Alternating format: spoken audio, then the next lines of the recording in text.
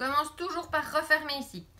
Le petit bord là doit toujours rester vertical ou légèrement penché vers l'intérieur. Il ne doit jamais partir vers l'extérieur. S'il part vers l'extérieur, quand vous allez resserrer, ça va partir en dentelle et plus rien va fonctionner. Donc, je disais pince de crabe, d'accord? Comme ça, ici, et on resserre.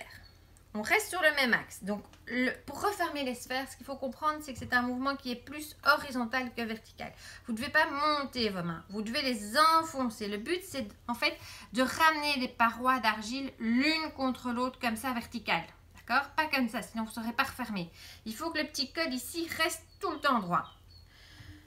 Donc, hop, si vous avez, oui, regardez aussi par contre, si vous avez beaucoup d'eau qui stagne éventuellement dans le fond du pot, c'est le moment ou jamais pour aller rechercher ce qui traîne.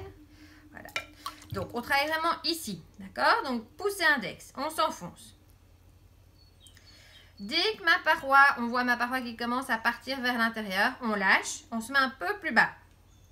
Mais je ne monte pas mes mains. Je ne sais pas si vous le voyez bien à l'écran, mais je m'enfonce horizontalement. Hein. Je lâche. Et je redescends. Je m'enfonce dans l'axe. Donc, je m'enfonce horizontalement. Ici, ma petite paroi part en extérieur. Donc, je monte un peu. Je la monte pour la remettre droite. Alors, qu'est-ce qui se passe quand je resserre mes parois? Je disais que j'avais plein de bulles d'air. Du coup, évidemment, c'est pas très horizontal ici au-dessus. Quand je resserre, ici, j'épaissis. D'accord? Ce qui est normal, vu que ma terre qui était là, elle devient ça. Donc, ça s'épaissit. Donc, il faut que j'affine. Pour affiner, comment est-ce qu'on fait? Eh bien, on fait pince de crabe avec la main gauche, comme on a vu. Donc, on va resserrer avec la main gauche. Et avec la main droite, on va faire un petit crochet. Donc, je vous le fais de profil. On a la main gauche ici, on a un petit crochet qui est le pouce et l'index. Donc, l'index va à l'intérieur du pot. Le pouce vient se poser sur le pouce de la main gauche, parce que les deux mains doivent toujours se toucher pour être stable. Et en fait, pouce et index de la main droite, ils doivent se pincer légèrement. Et en même temps que se pincer légèrement, ils montent, mais ils montent vers le centre de la boule. Donc, vous devez monter vers l'axe central pour resserrer. Le but, c'est de refermer un maximum, d'accord? Donc, on se met là, pousse les deux pouces l'un contre l'autre, et on monte en affinant et en resserrant en même temps. C'est vraiment toujours le but, d'accord? Vous devez toujours penser que chaque mouvement que vous faites, vous devez penser à refermer en même temps. Donc, jamais de mouvement qui ne sert à rien, d'accord? On réduit vraiment.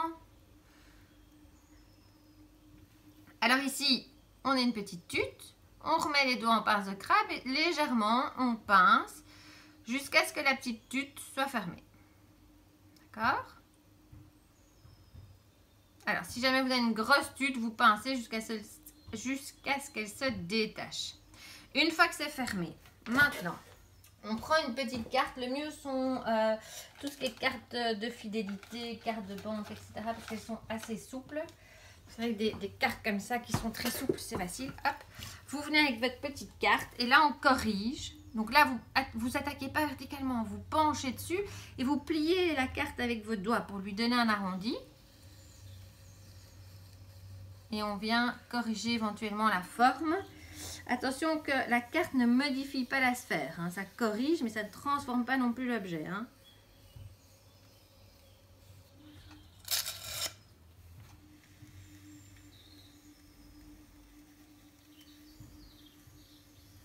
Je vais te donner un petit coup partout.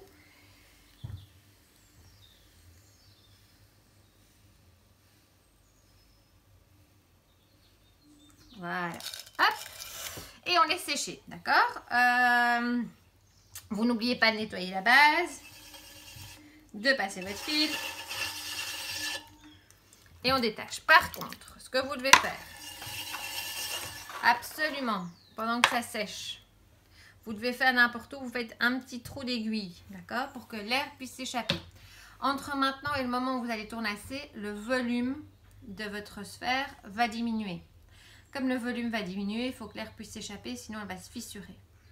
De même, une fois que vous aurez tournassé, vous allez en fait reboucher ce petit trou pendant le tournassage. N'oubliez pas dans le pied de venir faire un petit trou d'aiguille. C'est mieux en général dans le pied parce que comme on n'émaille pas le pied, au moins vous êtes sûr que vous n'allez pas le reboucher avec de l'émail. Parce qu'évidemment, si vous faites un trou sur le haut et qu'au moment d'émailler, vous rebouchez votre trou, à la cuisson, c'est un peu catastrophe.